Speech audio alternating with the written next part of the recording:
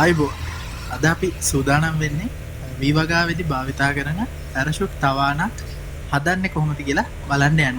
ඉතින් අපි ගිහිල්ලා බලමු කොහොමද මේක හදන්නේ කියලා.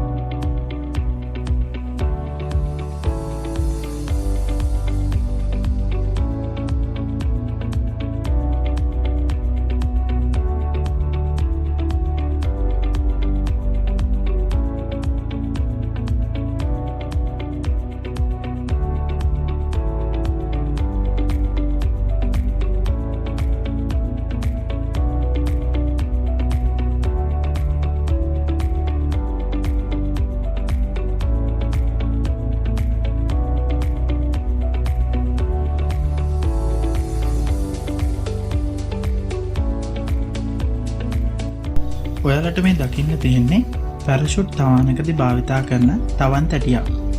අපි තවානකදී භාවිතා කරන තවන් තැටියකට වඩා මේ තවන් තැටිය ටිකක් වෙනස්. මේකෙදී අපි තවන් මාධ්‍ය විදිහට යොදාගන්නේ ගොඩ තවානක නම් සියුම් පස් සහ මඩ තවානක නම් කුඹුරෙන්ගත් මඩ තමා මේ තවන් තැටියට මාධ්‍ය විදිහට යොදාගන්නේ. ඔයාලට මේ දකින්න තියෙන්නේ ප්‍රරෝහණය වෙච්ච බීජ.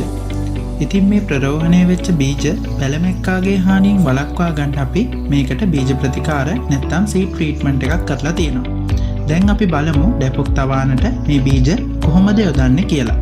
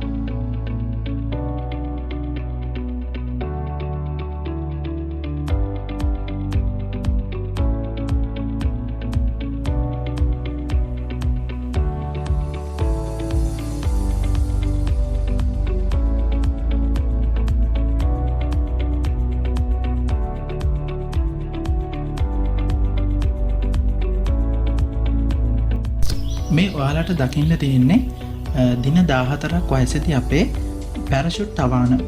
ඉතින් අපිට දැන් පුළුවන් මේක අපේ කුඹුරේ ලියදිවල නැවත සිටව ගන්න. ඉතින් මේ වීඩියෝ එකෙන් ඔයාලා යම් කිසි දෙයක් ගත්තා නම් අපිට ලයික් එකක් දාන්න අමතක කරන්න එපා. ඒ වගේම ඔයාලගේ අදහස් අපිට ගොඩක් වැදගත් වෙනවා. ඉතින් මේ අදහසුත් පහලින් කමෙන්ට් කරන්න අමතක කරන්න එපා.